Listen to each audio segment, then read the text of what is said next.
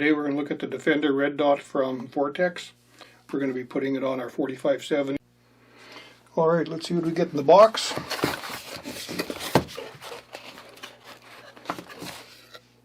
We have the red dot here. Nice little rubber cover.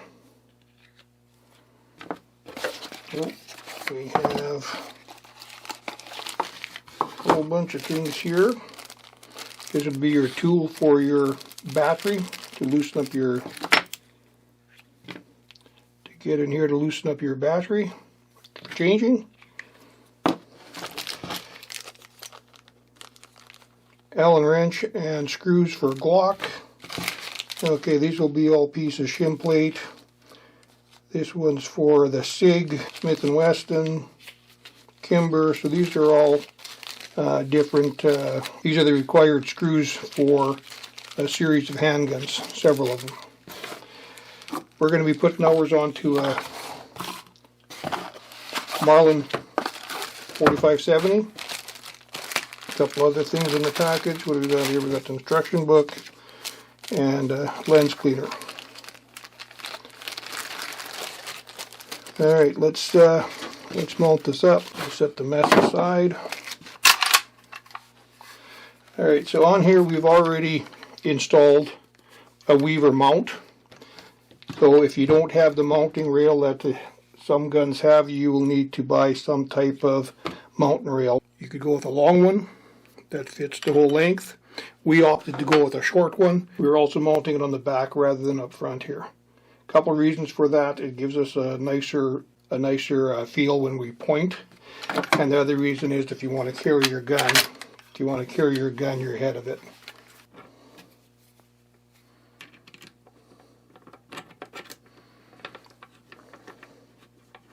This will only fit on one way, as this bolt has to sit in that little groove on your Weaver mount.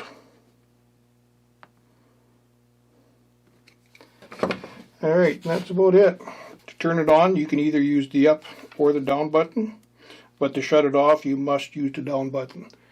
And you hold that for 5 seconds, it'll shut off. The up and down buttons, once on, is used to set the brightness of your dot. It has a winded screw to the side, left and right, and it has your elevation screw here for up and down.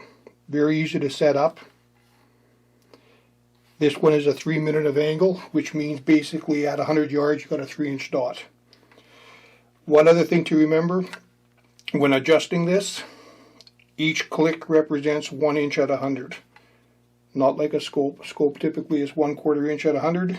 So you need 4 clicks to make an inch. Here, every click makes 1 inch. The Defender will run you about $380.